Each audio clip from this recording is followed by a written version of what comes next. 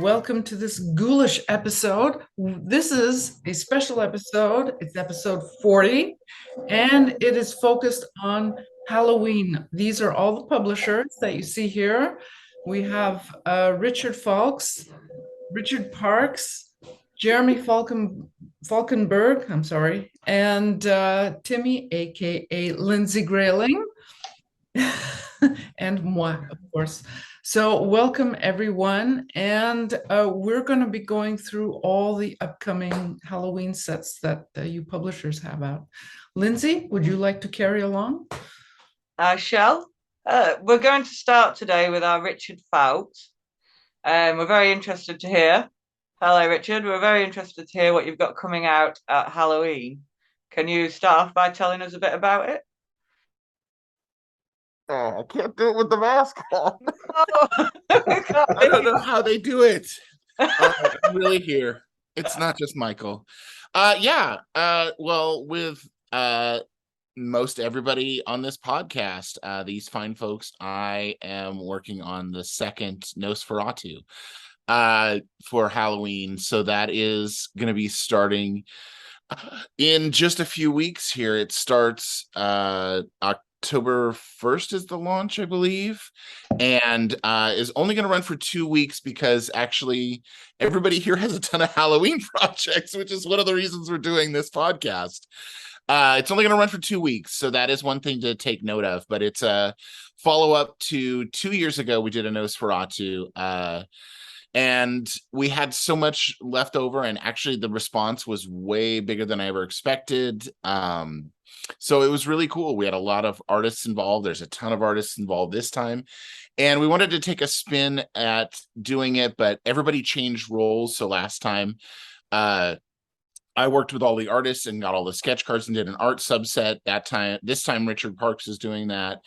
There's a subset of I'm doing cosplay. There was a wonderful woman who did a Nosferatu cosplay that I'm doing a subset of cards. We did lenticulars from artwork.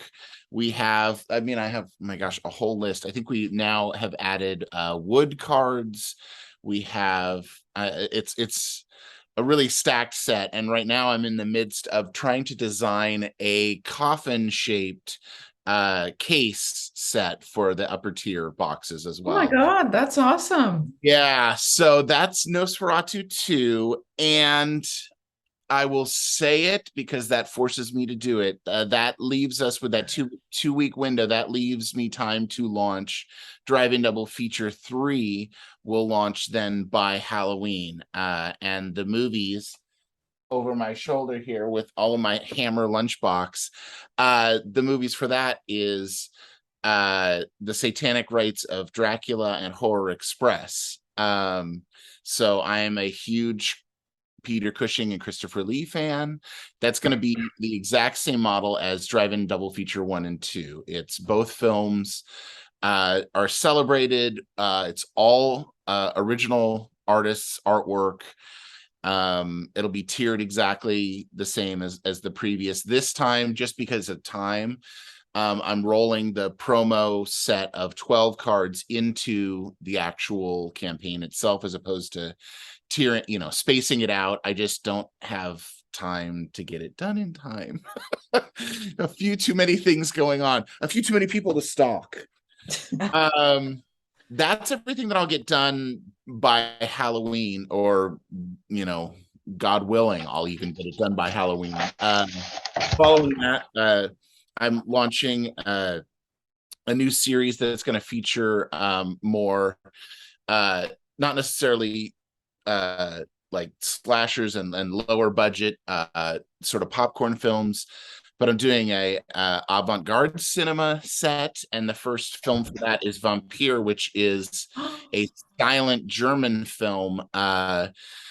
It's going to be the launch for that set, and I just started the second set of that, and that is going to be one of my all-time favorite films. I can't really announce it, but if you know me, you know one of my favorite German silent films that is an absolutely gorgeous industrial Not Metropolis, is it? It might be. I'm not going to say that it is, It's an but awesome film. I'm I in love came with up that with. film. There's a few vendors that are able to produce some unbelievably cool um, things for it. So that one is at least a year out, but I'm really planning it ahead of time, and that one is going to be really exciting. And actually, I have about 3 other sets that are in mid-production. So my problem isn't working on sets; it's finishing sets and getting them out. Oh, That's everything that's happening here. Wow, that that sounds so interesting. I mean, you seem to get excited when he mentioned the avant-garde. I mean, I've not heard of that film. Have I you I read? took a couple of cinema classes. I was an art major, graphic design, typography, and illustration in college, and I took on the side of that, I was taking a film class, and I was really excited about it. And this one, he did a whole series that was the it was like the origins of horror. And so while Nosferatu technically is the first vampire film, this is the first film that rolled in yes, the main villain is a vampire. However, it was rolling in Europe has a ton of traditions of like different ghouls, and so this actually rolls in like the haunted dead. There's a bunch of people whose souls are trapped, and so like what you're seeing visually, it was a really horrifying film at the time in Europe because they were really terrified of the thought of all of these dead souls walking around,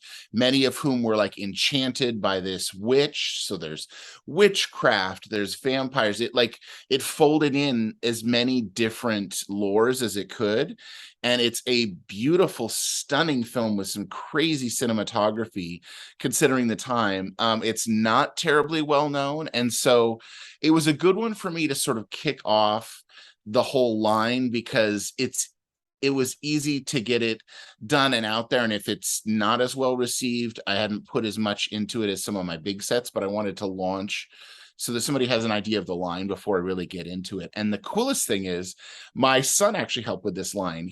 When I started talking about putting this one together, he and I watched the film together, and he was like, "Oh, this is cool, but like, what artists do you want for it? Because this is going to be another artist heavy set." And so he sat down with me and we looked at all of the different sets that I've done, and we talked about different artists. He helped me pick the artists. I went through the whole process with him. He helped me pick which cards by artists are going to be produced. So there's an art subset, there's a film subset. There's a few special cards, but I'm not going to go real hard unless the campaign's a lot more successful than it could be. But yeah, that's going to be a really interesting set. So I kind of have like now a highbrow set for film and horror, and then I have sort of a lowbrow, a lot more fun, a lot more commercial set of film properties, and then yeah, oddball stuff that I'm doing on the side of that, like the Bigfoot, and I'm trying to launch my own property next year that's going to be in the vein of like Garbage Pail Kids, or it's a real fun, insane set, and everybody that's pledging on Drive-In Double Feature or Sasquatch is getting a preview of what that set's going to look like. That's a great idea. I mean, I don't see why like all the publishers can't have their own version of Garbage Pail Kids. I have a Yeah, well, the thing is everything for us is about branding. You either have to pay to license someone else's stuff, and then a lot of your profits are going, to whoever owns the property, or you have to come up with something yourself. Because doing something like this, the really big thing is branding. That's the reason I came up with Drive-In Double Feature, was not so that I didn't want to just have a white zombie set of cards. You have to have a concept of what the entire thing is, because then I'm producing drive-in double feature. I'm not just producing a bunch of random sets that are knockoffs of other films. If you get the idea that this is two films, they go together, even the artwork is complementary of each other. Drive-in double feature 3 will have like more of a cinematic support. There's going to be like a popcorn bag and a ticket stub, so things that are more in line with like an actual experience versus just this is necessarily a set of cards. So I'm trying to think bigger branding, how to get all of this stuff roped in. And if that's the case, why not, as opposed to licensing from somebody else, why not create my own brand? Because then I get to make all of those decisions. I'm running through licensing goes really well because I just ask myself, do I think this is a good idea? The blob in public domain yet? The blob. Yeah.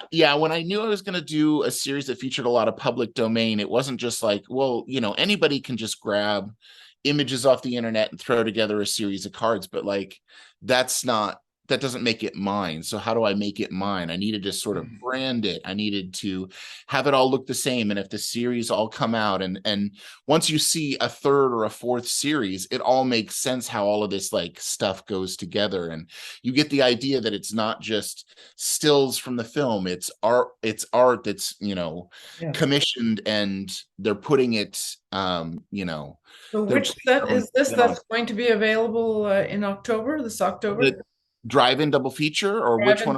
Which one is it which ones, because you're pretty busy. I know. Will be available this October? October will be drive-in double feature, God willing, will be launched by Halloween. So by the end of the year will be Vampire. That is the avant-garde cinema number 1, and I won't even mention all of the other stuff that's beyond that, because I'm really intrigued by the avant-garde theme you've got going. That's pretty nifty. So you have all the art in black and white. Yeah, a lot of the stuff I've done to date is a lot more fun, or it can be a lot more lowbrow, or it could be, that's going to hopefully be the idea is that it's a really slick presentation. It really is maybe more of the art piece versus, some of the stuff that's been a little bit more fun, and I can shoot from the hip a little bit more. I think that avant-garde is going to be a little bit more traditional, and it will be, fairly respectful, and it's more of a film study piece versus just an entertainment piece.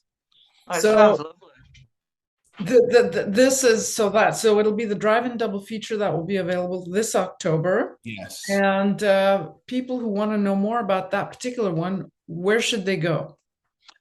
The easiest, well, once it's launched, it'll be available on Kickstarter. You can see.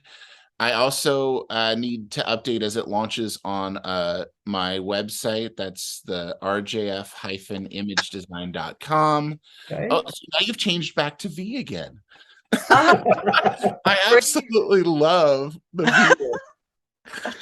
That's available there, or the best way is on Kickstarter. Just search up RJF, so as in run, jump, fly, image design. Or search drive-in double feature on Kickstarter. That's available as well. Lindsey, I can send a couple links that you can throw into Ingrid, I can send. Is that what it stands for? Run, jump, fly? It's the way I keep explaining it, because it's Richard Joseph Fowlks. That's my name. It's how I signed everything. Basically, when I started the company, I had to do a lot of QCing, and so I was doing a signature RJF all day, RJF as I QC'd everything, and then I needed to come up with a logo for my company, and I knew what I was selling was me. It was my expertise, so I put the logo is the RJF inside a little comic book word bubble, because what I wanted the buzz to be about, the skills that I had and the things that I was doing. So it's RJF in the word bubble, and then image design, because that's all I'm good at doing. Pretty darn awesome. Who would like to be the next Richard or Jeremy? Hey, you guys both dressed. Please don't answer all. This is Jeremy. I'll go ahead and go next. Please. How you doing, Ingrid? How you doing? I'm doing great. What have Happy you to got be here. coming up Thanks so much us, for having me. Lindsey? Go What ahead. have Say you again, got ma'am? coming up? We all keep talking at the same time. We do. What have you got coming up for Halloween and beyond? So, Attic Cards, very happy to be participating with both Richards and yourself on the Nosferatu 2. Really excited for that. Doing a lot of the back end logistics, and then also working on the tuck boxes with the Richards. And then one of my contributions to this set is going to be the acrylic cards, something I've been doing a lot more in my own sets, something I really like. Laser cut acrylic.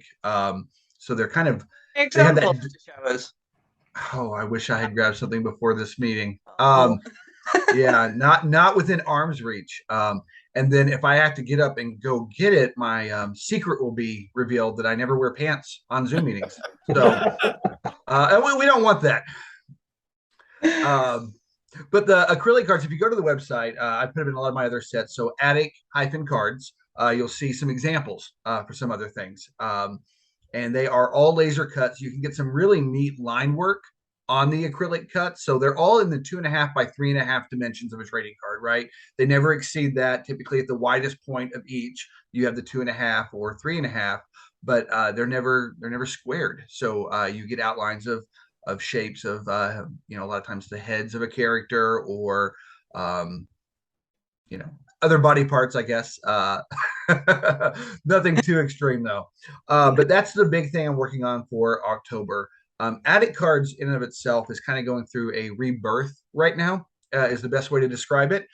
Been doing this kind of a little part-time for the last 4 or 5 years, with a lot of guidance from the legendary Richard Parks, and happy for all of his assistance.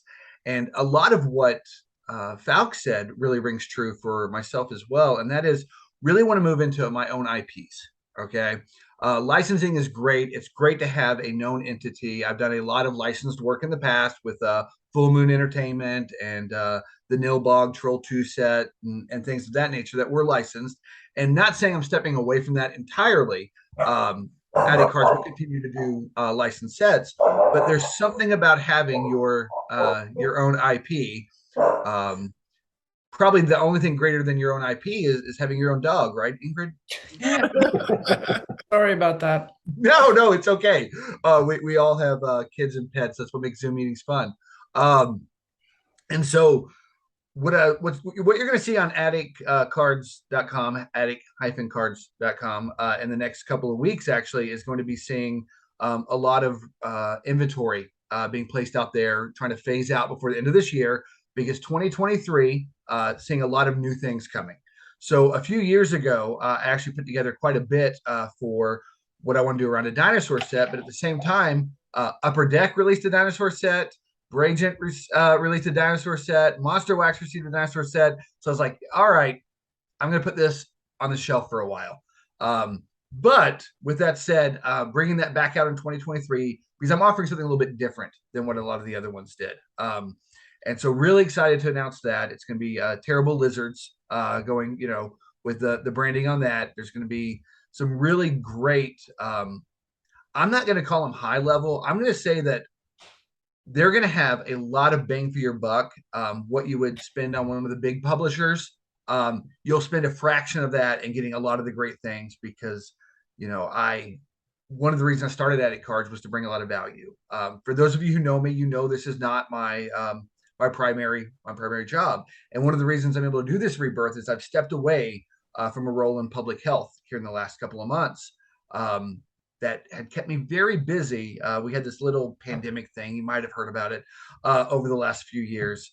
But that's starting to taper down, knock on wood, and it's time to, move on to a lot of other greater things.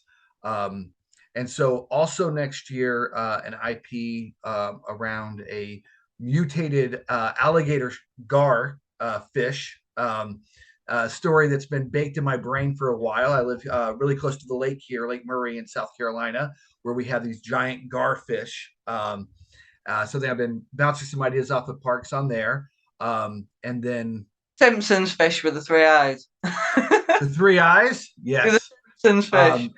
The Simpsons fish, yes.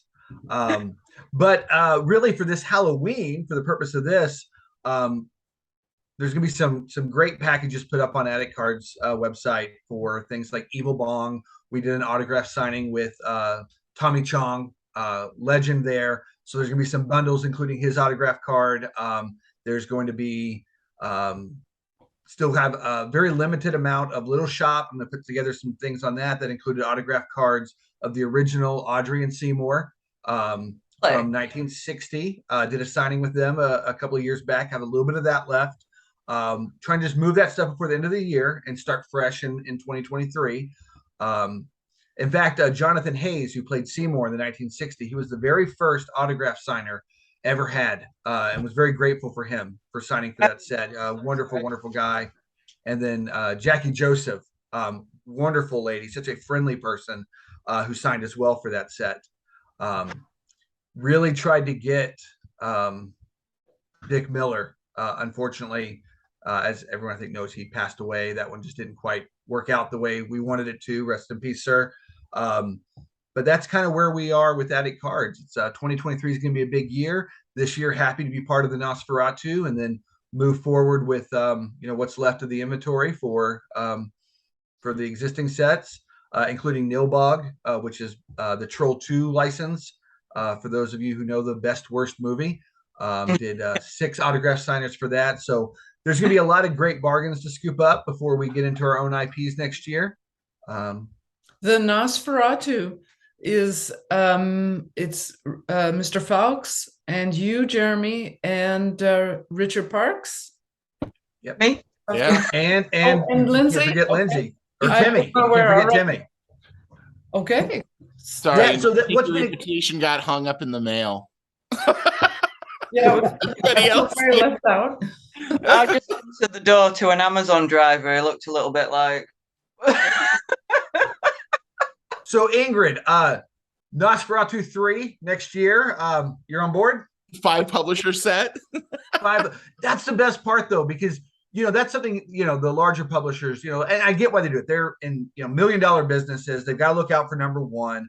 But with us, smaller publishers, independent publishers, the collaboration is what makes a lot of this fun. So working with Parks, working with Fawkes, and this year with Lindsey and Ingrid next year for part 3, or we tackle another movie. It's so fun working with another publisher, sharing ideas, bouncing things off of each other, doing things that nobody else would do, probably for a good reason sometimes, but in other times, we really pull off some great things. Well, I can't wait to see all these things coming out from you, Jeremy. I mean, I remember working with you on a couple of sets years ago. Krampus, you were one of the first artists I worked with on Krampus. You did some Krampus. phenomenal sketch cards Krampus, on Krampus. I think I did another one. Was it Little Shop of Horrors? I think I did that one too. You did Puppet Master. Oh, Puppet Master. Yes, that's right. I think I was. Yeah, because your blade was used for a jumbo card. Yeah. You did yeah. I need to send you one of those if I haven't. I don't remember doing that. Oh, yeah, I'd love to have a. Well, you're a busy lady. You do a lot of sets. Well, not so much now, but that's. Well, this was a few years ago when That's you a were, I think, for much busier. another, topic for another episode. Scaling back, sanity is important. I have Well, to- I got the boot from a lot of places too, and I also kind of jumped in. Yeah. Richard Fawkes has to take. Whoa. I have to jump on and take now. kids to school. Sorry, everybody. Aw. I just got to quickly show the one mask I couldn't wear. Oh God! Screen. Awesome. I love decorating. I got a couple of these old Ben Cooper, I don't know, they're 2 or almost 3-ups. They're so cool. I got that one. Fabulous. And then I got to put this guy up today too. This is if you want to ask what is my actual favorite horror movie of all time. Oh, the creature from the Black Lagoon. I absolutely adore and love the creature. He's one of the ultimate, he never asked for any of this. Everybody comes in, blows up his environment, starts killing all of his stuff, and by the time he's laying out the entire cast, you're so rooting for him. Anyway, thank you all so much. I'm so sorry I do have to run for today, but I look forward to being back again another time. Oh, Thank you for we'll be joining doing us. this again, hopefully. All right. Thanks. Okay. Take care, everybody. Bye-bye. Bye. Bye. Ingrid, we got to jump back. You said something that startled me, and you said you got the boot from somebody. Oh yeah, well, again, these are topics for another episode. I don't Another episode. I know, and I'm not asking you to say who, but you got to let me know who I'm blacklisting going forward, because anyone who would be foolish enough not to want to work with Ingrid is somebody Oh, I do not again, want to support. I should not have brought it up, but yeah, that's for another time. Another time. Another time. So we'll dissect Richard and see what he has coming out. I mean, he doesn't do much these days. So. Lazy guy, very, very lazy guy.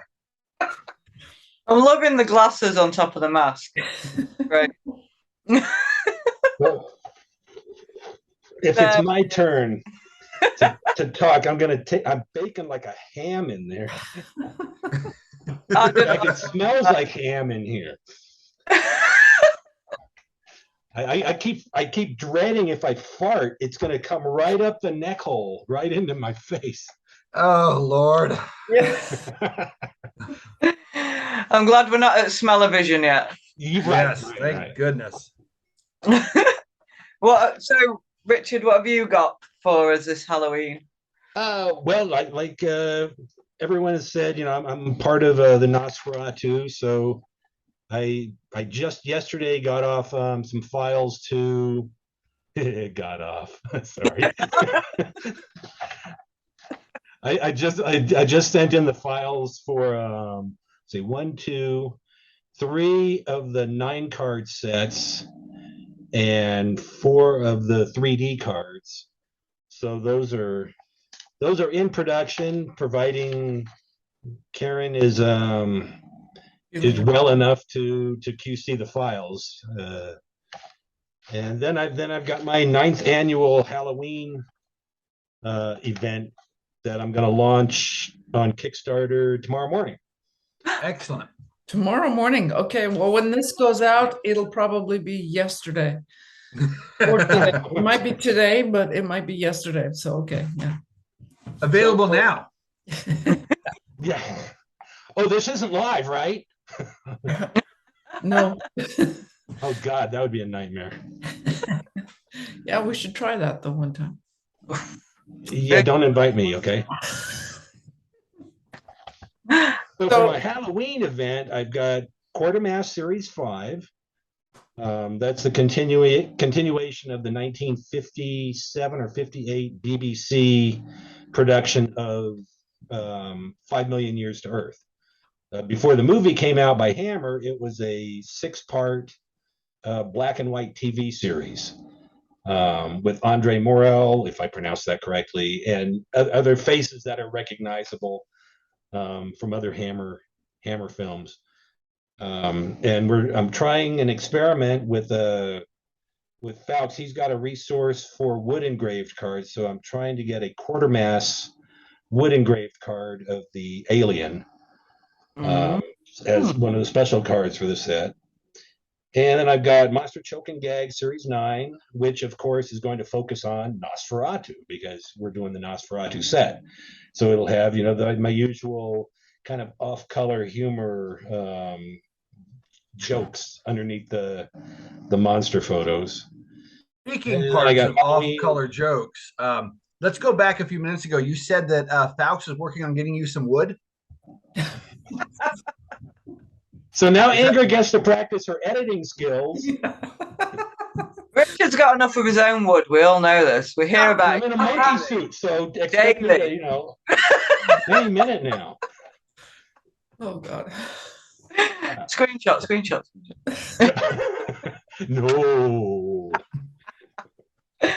Oh my. And we have also in the event is Halloween Trick or Treat Series 10. So it's my 10th set, even though it's my 9th year, because I think with Halloween, the second year I was in business, I did Halloween Trick or Treat Series 2 and 3 at the same time. So that's why I've got Series 10 now, even though this is only my 9th Halloween.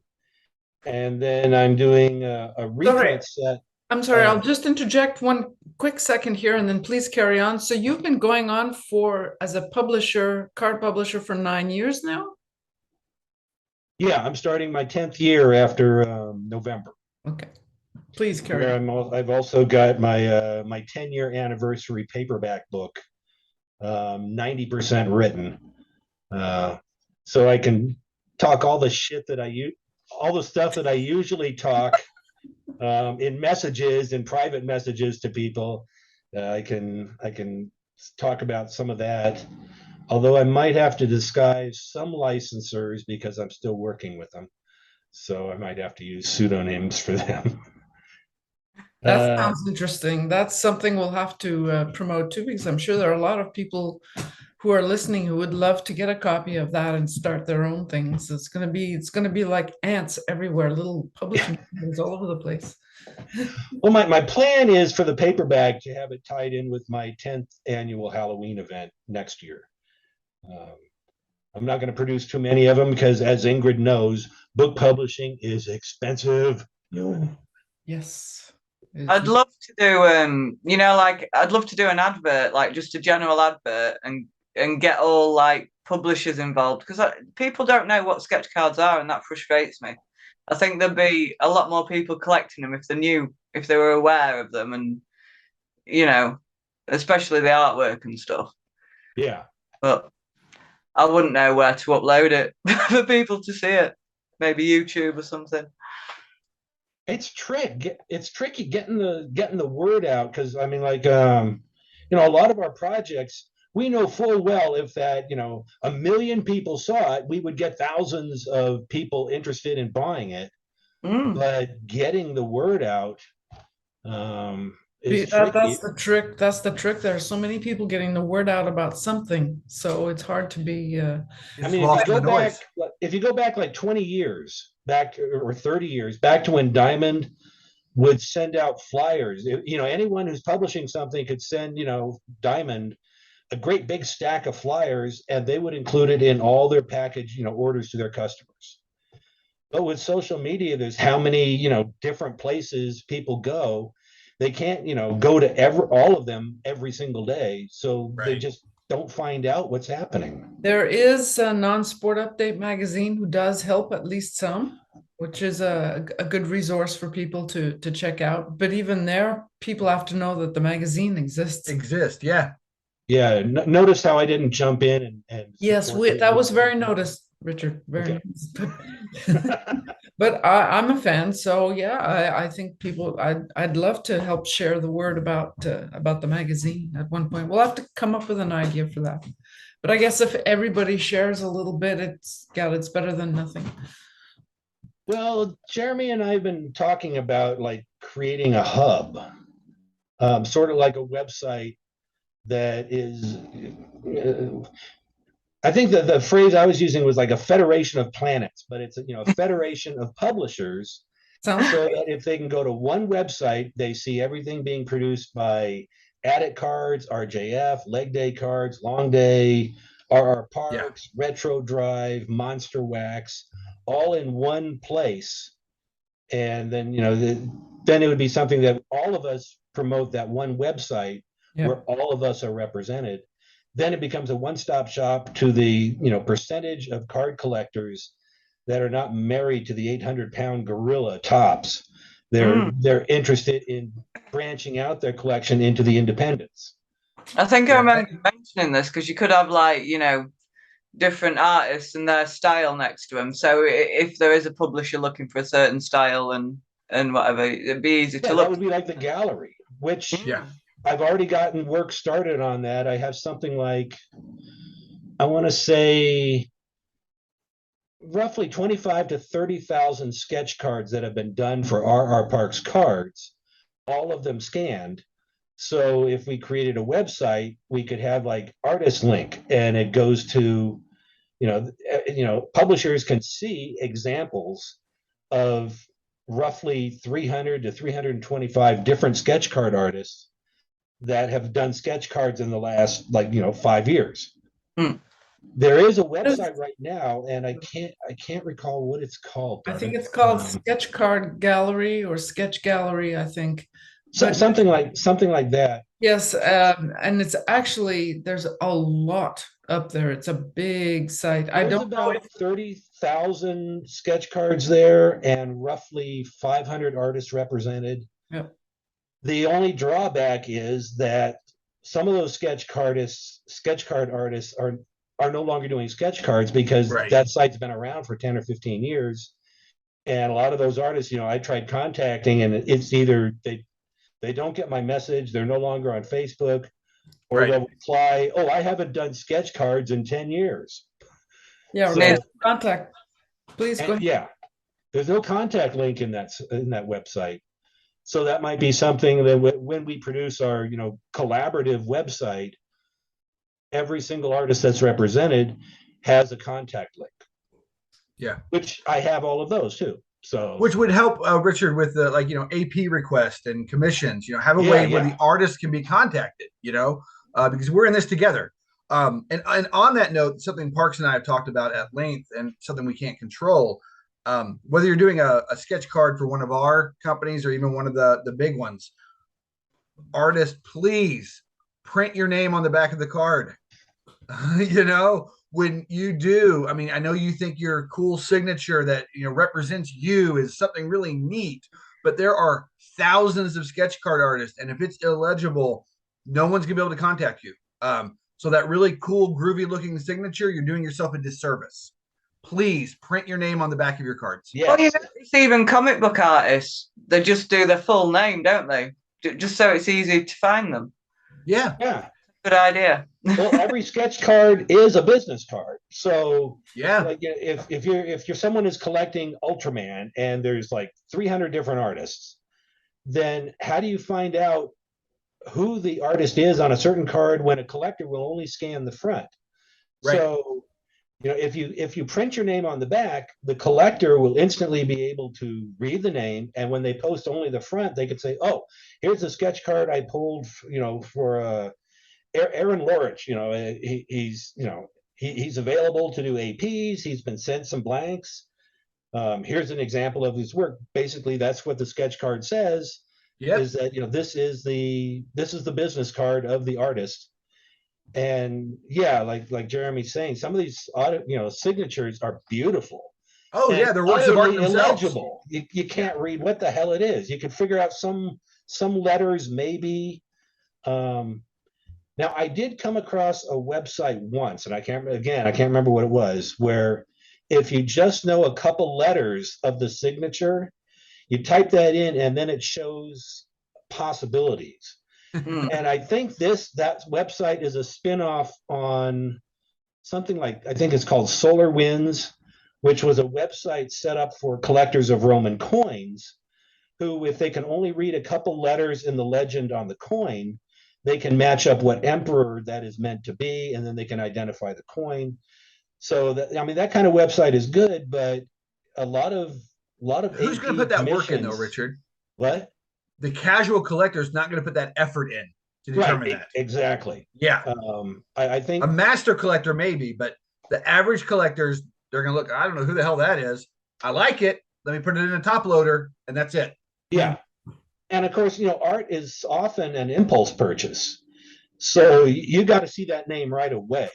You've got a window of opportunity of a few seconds if you're an artist to get someone who's going to impulse commission or impulse buy artwork, for them to know exactly who it is right then and there, without having to go to Solar Winds or these websites. Or when people pull them and they put them on eBay to sell, but they can't read the signature, so they can't put your name there, and it doesn't associated with the work you do. But and you're not getting that marketing.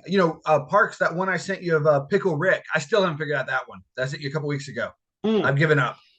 Yeah, I love the card. Still don't have a darn clue who that artist was. Yeah, it's now something I should Pickle Rick. Pickle Rick, yeah. Pickle.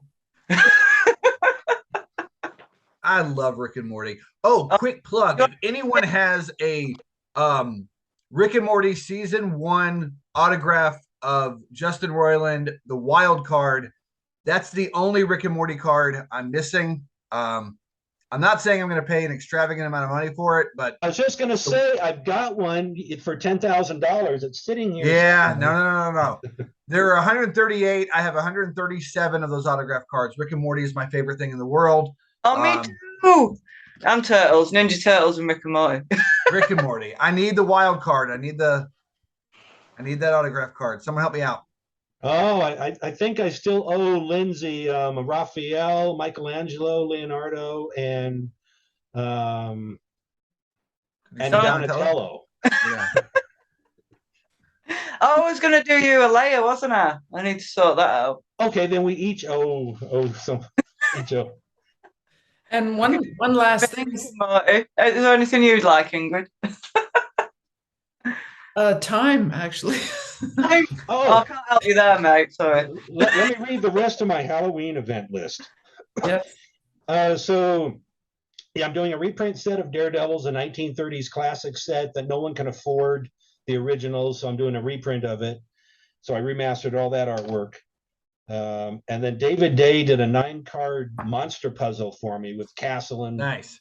A Frankenstein type monster and Bride type monster and other things that are not directly universal, so they have a different name. And then I'm doing a 50th anniversary of a temporary tattoo monster set that is not rare, but virtually no one can see their cards because they're covered with that brown paper that you use to wet and then put on your arm and peel. Yeah. So how did you do that, Richard? How did you get that? I mean, I've already got it started. I'm going to do an update in the Kickstarter explaining just how 40 of these temporary tattoos that are 50 years old could be salvaged. I was going to say that must have been one heck of a endeavor. It was evil, and 3 complete sets of horror heads were destroyed in the process. Okay. But fortunately, like I say, they're not rare. They're in everyone's collection and no one can see them. Because this is a great way. I mean, you're archiving something now. I mean, now it will live, forever. So that's an important aspect of the hobby. Yeah, I think so. Then we got Scary Clown Series 4. And then the big set is Matthew, and I can't pronounce his last name. I'm going to say Kirscht. But I think everyone knows Matthew Kirscht. If you were to Google something even remotely like that, you would see all his Halloween art. Halloween stuff, yeah. Just the cats, the old style cats. Yes, yeah. They're awesome. Very vintage looking, but they're modern, yeah. Very vintage looking. And the little backstory there is on my Halloween Trick or Treat Series 2, I found an image of his on Google and I thought it was 100 years old. So I produced it as one of the cards and I got this very polite email from Matthew. It's like, I just noticed you used one of my artworks in your project and I didn't know about it. And I was like, oh boy, this is wonderfully awkward. And, I mean, now we're buds. He's been doing sketch cards for Ultraman, nice. And for Nosferatu, and now we're doing this project together. So when he did approach me, it's like I couldn't apologize enough, although I apologized a lot. Well, it sounds like he took a very high road with it. Oh, sorry. Sorry, I was just saying, see what happens when you're polite, because he could have exactly, and then Richard wouldn't have worked with him. Right, Richard. Yeah, I mean, you might have gotten paid off, right? If Richard had broken a copyright, like someone's work, something would have been hashed out, but it would have been a one-off deal. Yeah. And he came in as a mature person, had a respectful conversation, and now they're partners. I mean, that's a great story. Yeah, and it was. I mean, he was in all his initial emails to me, extremely professional and polite, and I mean, it was terrific. It was like by the time 3 or 4 exchanges had gone by, it's like I've got to work with this guy. He's nice. I mean, his artwork is just. I mean, if you've seen it, you know that it captures Halloween perfectly. Yeah. Don't forget it, do you? And I think the set is like 82 different cards. What was his name again? Matthew Kirscht, Kirscht, I believe. I think that's right. Yeah. I think that's right. Yeah. It's vintage, but also current as well, isn't it? He takes the artwork that was done around 1910, 1920, thereabouts, and gives it a nice little update, but not really an update because it still looks, I mean, obviously it looks 100 years old because that's, I had grabbed it, but he captures that real long bygone age of Halloween. And so we've got like an 85 card set, and on the back is all different art. So it's like 170 artworks, all in this 85 card set. And then I've done 4 3D lenticulars of his art for the set. Oh, beautiful. Doing a metal card for the set. How many sets do you have coming out in total for this Halloween? Oh, I didn't number them. I'm here. Let me go through the list a little more. Lindsey and I have a hard enough time doing one set at the time, or even one set. And Richard is like, I have no idea. I think there's about 10 different Halloween sets, ranging from 9 cards to 85 plus bells and whistles. So I don't know. There might be 200 different cards in the complete Halloween event. I wrote the Kickstarter about a month and a half ago, but I hadn't sent out all the Manos packages, so Kickstarter wouldn't even review the campaign for their project approval, and that was the last time I saw it. I'm launching tomorrow, so later today I've got to go through and see if anything's changed or added on. Well, that's an interesting point that I don't think we've covered before. So Kickstarter makes you do one at a time. It won't let you do multiple. Yes and no. Yeah, it's tricky. I don't know if we want to publicly talk about what. No, let's edit this out, Ingrid. There's a secret trick we don't want everyone to know about. Okay, I won't even mention the trick, so you don't have to edit. Yeah, sorry, Ingrid. You can edit out my fart comment, but and that one too. But we won't talk about the secret way to the Kickstarter. Anyway. If you want to know, just PayPal Parks $100 and he'll share the secret with you. Or support the podcast. That's a better one. Let's do that. There is a link somewhere where you can click to PayPal some money to Ingrid to help cover the cost of the podcast, which she'll probably mention at the end of this podcast where exactly. I don't have. Yeah, it is. It's in the banner of the YouTube, and you just click donate, and off you go to the races, and there you go. We do this on our own time. We love it, but we can't work while we're chatting to wonderful people like you. So. Yeah. Yeah, I can't do my monkey action right now. So, like, what I had wanted to ask was, how many sets in all, Richard, do you have coming out for Halloween? 1, 2, 3, 4? About 10. 10 sets for Halloween. Well, that's with and maybe an 11th. I'm looking at Lindsey. Maybe an 11th, but that'll be a secret until after I've launched. And you are a company of how many employees? You're looking at the entire roster of employees. Okay, all you people listening and watching, things can be done. I did have 2 part-time helpers. One won't talk to me anymore, and I think it's because she got a little toasted and started talking politics. Oh dear. And we realized how different we were on politics. So I generally, like on my groups and postings and no one knows what my politics are, but people can probably guess. But my other part-time helper, she passed away about 4 weeks ago. What? So, I'm so sorry, Richard. I knew she was ill. You'd mentioned that. I didn't know she passed. She was ill for about 55 years, and she passed away. I'm sorry for your loss, sir. So that was she'd become a friend because she was one of the very first helpers that I had when I was doing Stooges Series 1. So I had known her for about 8 years or so. Yeah. Well, that's terrible. Lindsey looks really shaken. I'm glad I've got sunglasses on because I fill up instantly. Oh. I'm so sorry. So, something happier. right now it's just me. Yeah. So Well, all this Please. stuff, it's a, and with Mr. Fox as well, it's just to say a lot of people that a lot of people, I'm exaggerating a bit, a few people who have chatted with me are a little bit like, oh, well, I'd love to do this, I'd love to do that, but I don't have the time. So listening to all of you talk about, and I mean, Gal, Richard, you're just a work machine. But He's- Jeremy and Mr. Fawkes and Lindsey, balancing a family and still getting all this stuff done, it's a real challenge. And well, I have a slight advantage over other Richard and Jeremy in that if you did a timetable of time demands, Jeremy and Fawkes are both married, both have kids, both have a real-time job, and until recently had to do a lot of commuting.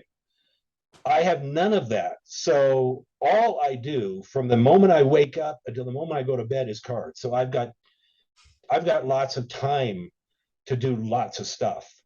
But people who say they don't have time to do this or that is like, I'm always available to anyone who wants to do a card project. I will walk them through the whole procedure and how to save time and money.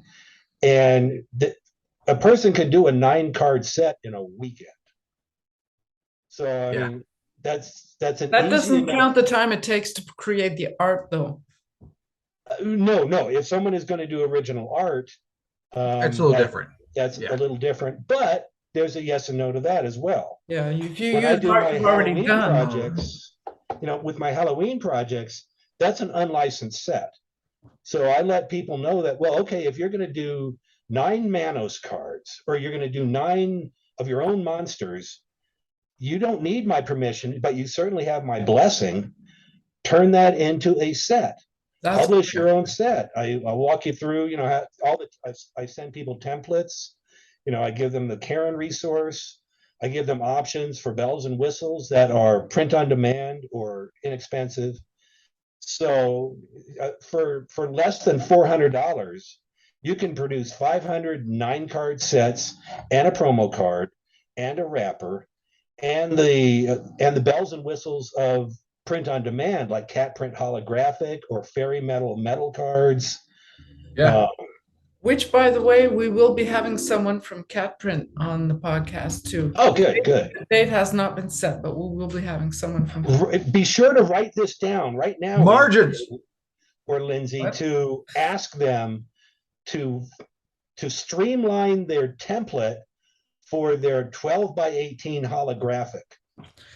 Because Okay, if someone you'll get back to me later, Get back to me later. Yeah. okay. Because my page is not big enough to write all that down. All right. Hey, everybody, I have to drop. Thank you so much for having me. I hope to come back one day. Thank you so much. It's been a pleasure talking with y'all.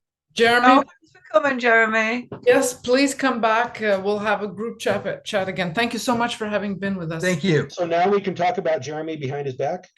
Yes. Yes. Oh, bless. Oh, my All word. right. Well, we're going to be winding down in a few minutes anyway. Oh, but, give me 2 more minutes. for sure. uh, Lindsey, we're going to For my get. Halloween list. It's going to have a master set backer thank you card. So it's going to have a special thank you card only for backers. It has my ugly face on it, but without the monkey suit.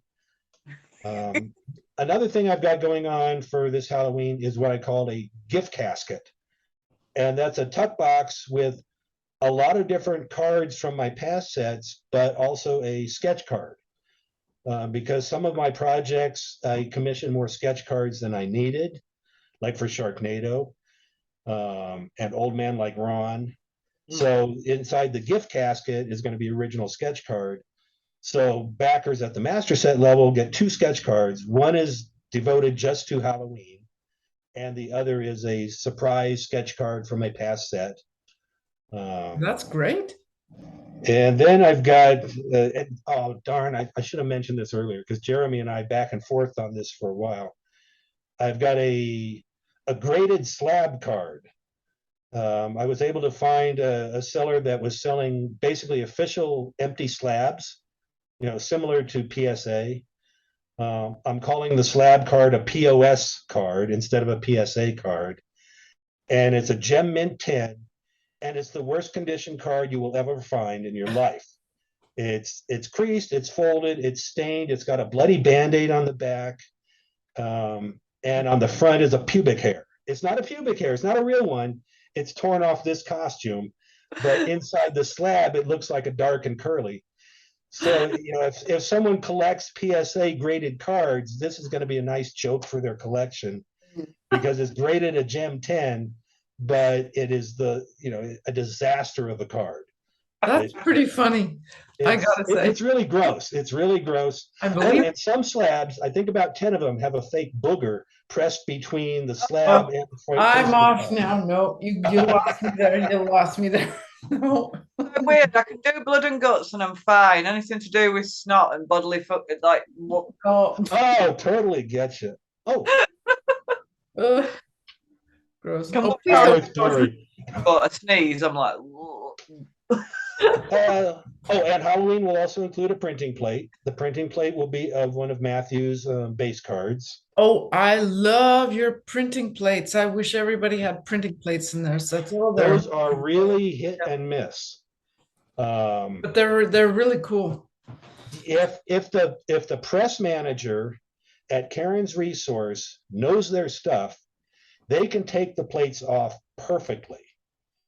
But maybe 40% of the time, maybe 50% of the time, whoever the press manager is takes them off badly, and they're covered in like oil, smeared ink, grime, bends, creases, and maybe I can only salvage, half the plates on the full sheet of plates. Okay. Because I think a lot of people think, oh, these printing plates, they go to the publisher as 2.5 by 3.5, and that's not the case. When publishers get a printing plate, it's got between 90 and 107 individual plates on a giant sheet of razor blade, and each one has to be cut out. I think Topps does a die cut where it has a beveled edge on each plate, and maybe a clear sticker on the back saying what it's, what the card is.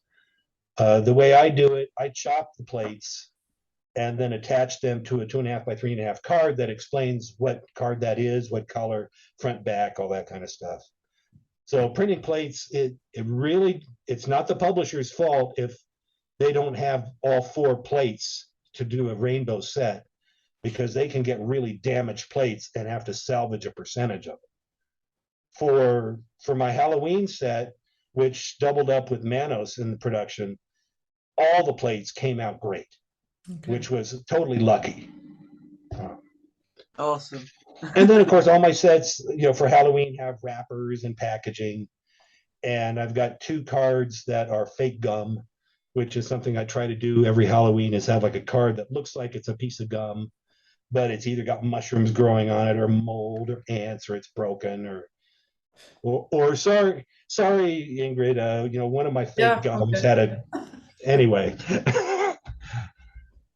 But that's my Halloween set, and I launch tomorrow. Well, Kim, that's like, wow, that's a ton of stuff coming out. That's a lot. Maybe we can have an episode where we talk about how someone who has no time actually does have time, and we can walk through a configuration on how someone can produce their own set with maybe art they've already got done. That's actually a really good idea. We could, maybe in October, November or something, we could do an episode mostly on how to create your own set for those who, shoot ourselves in the foot. Nobody will buy anything that we put out, but that's okay. No, that's one of my things that I talk about all the time, is there is no competition between the independents. They're all supporting each other, and our target audience is the audience that will buy everything they want to buy.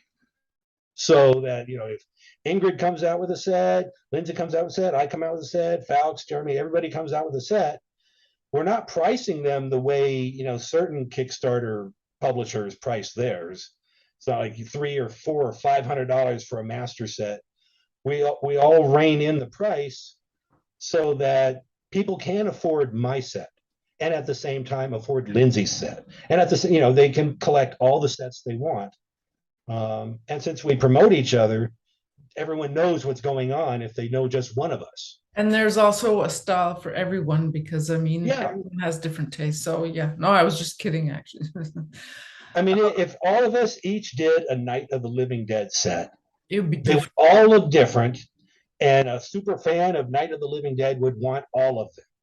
So Be amazing. Can you imagine all the different ways that it was interpreted? That's yeah. a collection in and of itself. That's awesome. Well, that's sort of what we're doing with Nosferatu. Yeah. You know, Lindsey is taking 9 cards. They are all her. And Falks. I've seen some of them. They're outstanding. I guess any day now I'll be getting a package in the mail from England. And I'll get to see them in person. But I've already got the scans. The scans are already formatted, and the formatting is already to printing production. So it's sort of like 4 different publishers, each doing their own take on Nosferatu. And it's one set of 4 or 5 different 9-card sets or equivalent. That's so cool. That is so cool. This is super interesting. But yeah, so we're going to stick with our theme right now of Halloween stuff. But there's a pin in that for we'll do an episode on how to produce your own set. So that's something to So stay. you guys are going to talk about yours so I can put my mask back on. So Lindsey, you're next. Oof. Well, for Halloween, I'm hoping to get Die Rabbit Die released. Because it's my first one, and I have been learning from, you know, Richard and Jeremy and Falks, and because I didn't even know what a tuck box was. Like, I thought it was like a POS box or something. Like, I didn't know it was. So I'm getting to grips with like how everything's going to work. I'm just finalizing the different things that are going to be in it. There's definitely going to be 9 cards, and then there's going to be some secret cards, and then some character design cards, and then, you know, a few special ones. So I just need to organize and sort my tiers. I've got some original artwork that I originally did for Attic cards, wasn't it? And I think I can get a different back on those to make them match what I'm doing, because Jeremy very kindly said I could use them because that set's not coming out anymore, and, you know, time goes on. It's got so many other sets coming out, so that's fantastic. But yeah, I'm hoping to get it launched for the end of the month. Fingers crossed. The website's finished for my publishing company, so that just needs launching. You're joking. Yeah, I'm ready to launch that. And then, you know, once the Kickstarter's live, I can add that to the website, and then, you know, be all professional about it, hopefully. People don't know I've been ribbing Lindsey about her lack of website for like For a long time. So yeah, I'm finally getting there. I did want to do Krampus at Christmas, which is half Krampus, half cat. So I really, really want to do that, but I don't think I'm going to be ready for this Christmas. I think it's going to be that one for next year. But I've got a few other things I've been playing with, and that can probably get completed quicker. So we'll see how often I can put a set out and what I can keep up with. Did you mention what your website is? Sorry? It's hard. You'll have to take your gorilla off again. Did you mention the URL of your website? It's www.legdaycards.com. Fabulous. There are going to be links to everybody's websites and where to find all the Halloween sets and things. I'll be going to each and every one of you to get all the deets for that, and I'll be including that in the video as well. Anything else you got coming up, Lindsey? Not yet.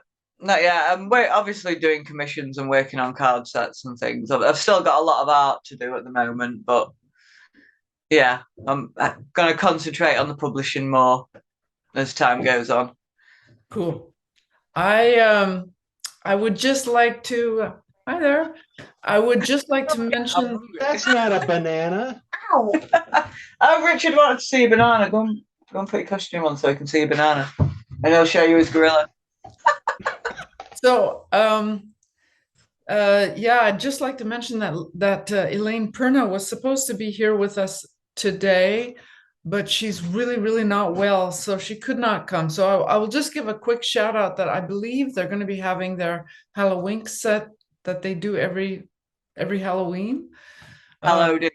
I'll ask It's Elaine. great. Yeah, I'll ask Elaine for all the details for that and include that also in the links in the Get show. well soon, Elaine. Oh, Oh, that's so cool. Oh my God. Richard's a monkey. You best run away before you get eaten. I'm coming for you. I'm coming for you. This is like, okay, I'm Have you leaving. seen poker face on him? Right, I'm just going to Yeah. finish this up and then I will feed you, I promise. Okay. Okay. See you in a bit, Rems. Go on then. All right. Okay. I will see you soon. I'll get you some food. So we're gonna close that out on that banana note. Do you not want to speak about what you're going to be doing, Ingrid? Well, Gonna give I don't really have a set for Halloween. I'm finishing up the book, the Art of Sketch Cards book, which is a little bit late, and I'm so glad that all the backers are being patient because production was much slower this year than last year. The book went off to print like it always does, but because of I have no idea what, if it was the pandemic or what, but the printing takes longer. But it will be shipping to me next week on the 25th, I think it leaves. So I'll finally get the books and I'll be sending them all out. After that, what was it that I had? Oh, yes, that's right. I'm going to be doing my own dragon set.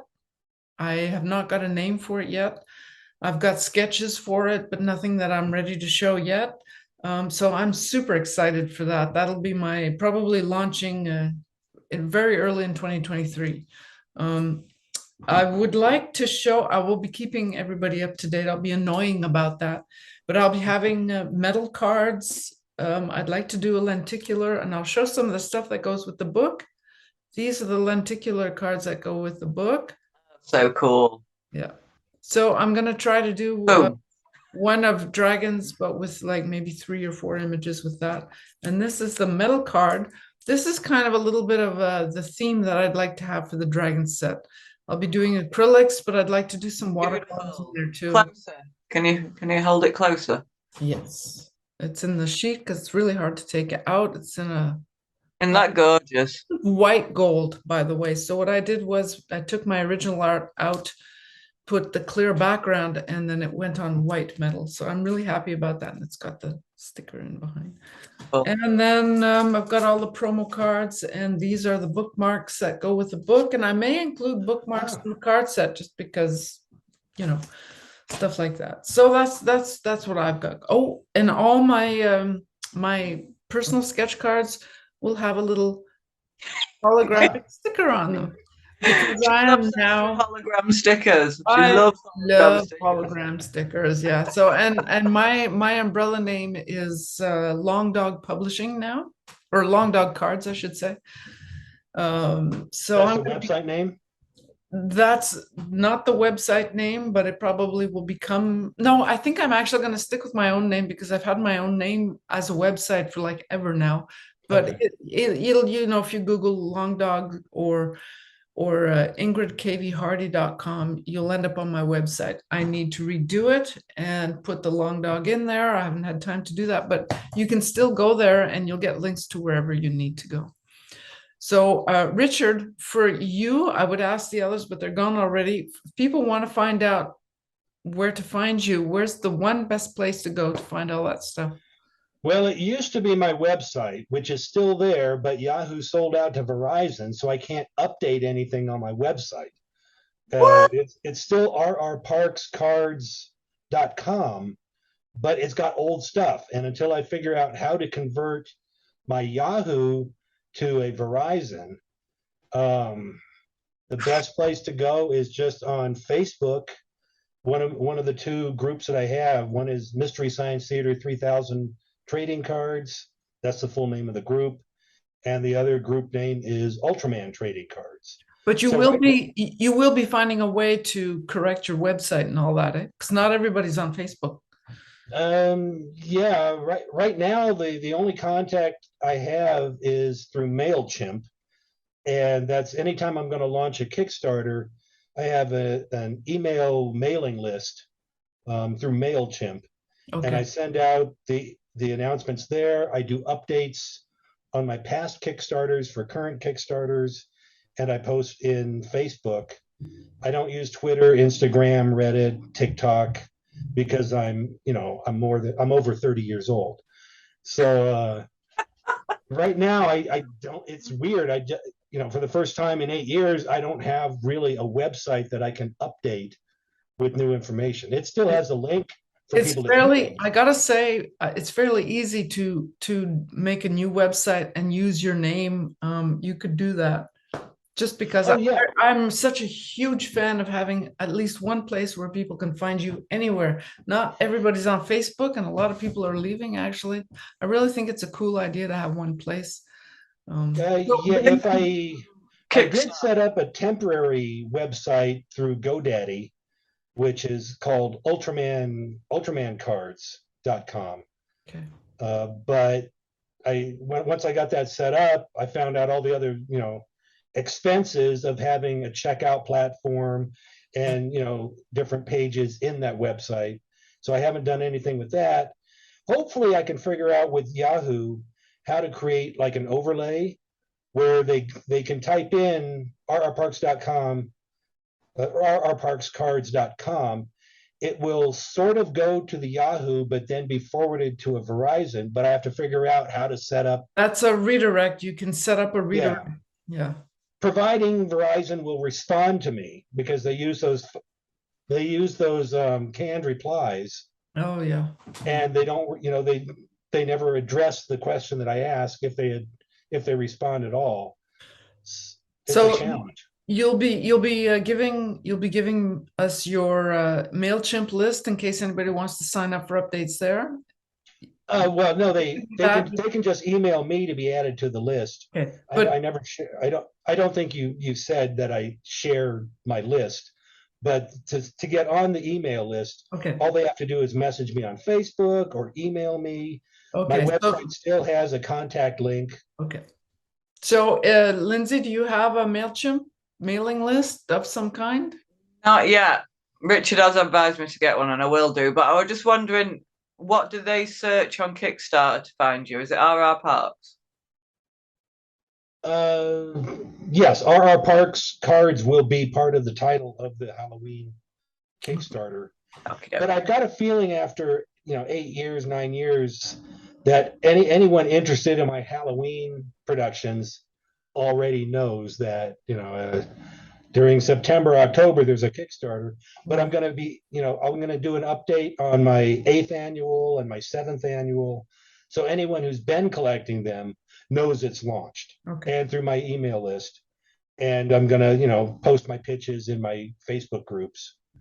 Okay. If someone's only on Twitter and has never backed me, if they're looking at this podcast, then yeah, they're going to have to figure out some way to email me, which is just rrparkscards@yahoo.com. Okay. Is my email address. Well, now they know. Now they know. Okay. Well, Lindsey, do you have anything else you'd like to say? No, I think that's everything. Yeah. So, and to find out about the set about Die Rabbit Die, where should people go to find out about that? At the moment, you can find out about Die Rabbit Die at Leg Day Cards on Facebook until the website's launched at the end of the month. Okay. Until then, it's just on Facebook for now. Okay. I think it's still free if you've got a Facebook account to create a page or group, and you could just call it Die Rabbit Die. Oh, you mean a separate page? I've just got my separate page. publishing page, and I'm just going to put everything in there. Yeah, that's a good Oh, idea. okay. So you'll give me all of that, and we'll post that also, and there'll be a lot of links for y'all to go through. Give you something to do. I'm amazed about how many sets these guys do, and I've just been trying to push one out since April. But I'm sure once I get the hang of it, it'll become more frequent. Your first Yes. one is always the hardest. Mm-hmm. Mm-hmm. Definitely. Are you going to edit that out too, Ingrid? No. Boom. Okay. Well, I guess we'll call it a day. Yeah, before Richard starts talking about his socks. Socks. Too much selection. I don't know which one to pick. Okay. So yeah, I really do hope that we can do a whole group thing again with all the publishers. I think it's fantastic. I think I really like it. I hope that viewers will have enjoyed this one too. Hope y'all contact either Jeremy, Richard, Lindsey, myself, Elaine Perna, who would have been here. I hope she's feeling better. Elaine, I believe that would be in DeviantArt, Perna Studios through DeviantArt. I don't have their web address, but anyway. All right. I'm on Facebook as well. Oh yeah, that's true. Okay, well, we'll see you on the next go round. This will be out within a day or two. So ciao, baby. Subscribe. Subscribe, support.